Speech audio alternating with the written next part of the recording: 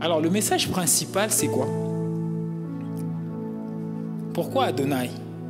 Parce que nous avons tous vécu le confinement. Vous voyez, le confinement, et nous voyons un peu comment, même l'économie mondiale, ça ne va pas. On essaye de sauver un peu la face, mais il y a une crise qui s'annonce là, qui déjà est en train de venir, mais on n'essaye pas de nous dire, de nous avouer, mais ça ne va pas.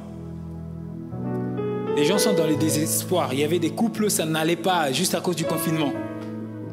Des familles, vous voyez ça? Donc des gens qui pouvaient craquer, je le pense bien. Mais au-delà du confinement, même avant le confinement, on écoute des suicides ça et là, des maladies, des accidents de route et toutes ces choses. Alors qu'à la base, le Seigneur n'avait pas créé cette terre, ne l'avait pas confié à l'homme pour qu'on vive ça. Vous voyez un peu ce que je veux dire? C'était pas ça à la base. Le Seigneur, quand il créa, la Bible dit, le Seigneur a vu que c'était bon, n'est-ce pas? Ce que le Créateur déclare bon, comment ça peut devenir comme ça? Connaissant, il y a eu le péché, il y a eu toutes ces choses. Or, le Seigneur, même avant de créer le monde, avait déjà tout prévu, parce qu'il connaît tout. Et il a prévu un jour de descendre lui-même en tant que roi, pour restaurer pendant 1000 ans sa paix sur cette terre, cette même terre. Avant même de créer des nouveaux cieux et une nouvelle terre, mais sur cette terre-là que nous voyons, il a prévu 1000 ans de paix, de bonheur, de tranquillité. Et il viendra régner. Mais la bonne nouvelle, c'est que, et même le sens de cet album, c'est qu'il n'a pas prévu venir régner seul. Mais il a prévu venir régner avec toi et moi. Quel privilège!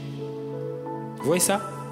C'est-à-dire, après les noces de l'agneau, même avant l'éternité finale, c'est-à-dire si je peux l'appeler comme ça, c'est-à-dire la récréation de tout le monde, de toutes choses, le ciel, les nouveaux cieux, la nouvelle terre, nous allons régner ici, si nous tenons ferme bien sûr, nous allons régner sur cette terre pendant 1000 ans. Et c'est ce royaume à venir. Et en attendant, il fait de nous, comme Paul pouvait le dire, des ambassadeurs de son royaume sur cette terre. Nous représentons ce royaume. Voilà pourquoi au travers de ces chansons, nous voulons présenter ce roi, Yehoshua. Parce qu'il n'y a pas de royaume sans roi. Amen. Nous voulons le présenter, notre Adonai, notre maître, celui qui règne, non seulement dans nos cœurs, mais qui contrôle toutes choses et qui n'est surpris par rien du tout. En fait, c'est ça le message central, présenter le roi. Alors que Babylone, dans sa chrétienté, et même au-delà de Babylone, les soucis de siècle présent facilement nous entourent. La Bible nous dit de nous débarrasser des fardeaux qui nous entourent avec habileté. Vous voyez ça? Des fardeaux, tel crédit, tel ceci, je dois acheter, je dois voyager, je dois aller en vacances. Ah, on a bloqué les frontières, ah, je dois faire ceci. Vous voyez ça? On est cerné comme... En fait, pas cerné, mais on est entouré des soucis qui peuvent venir. Effectivement, par la grâce du Saint-Esprit, nous repoussons cela, mais nous avons le Seigneur. Et ceux qui n'ont pas encore le Seigneur. Quel désespoir pour ce monde. Voilà pourquoi nous voulons amener ce message pour dire il y a un royaume à venir. Le but, c'est d'édifier notre foi. Parce que dans Hébreux 11, on nous dit que ceux-là, les héros dans la foi, si on peut les appeler ainsi, ceux-là, leurs yeux étaient fixés sur autre chose.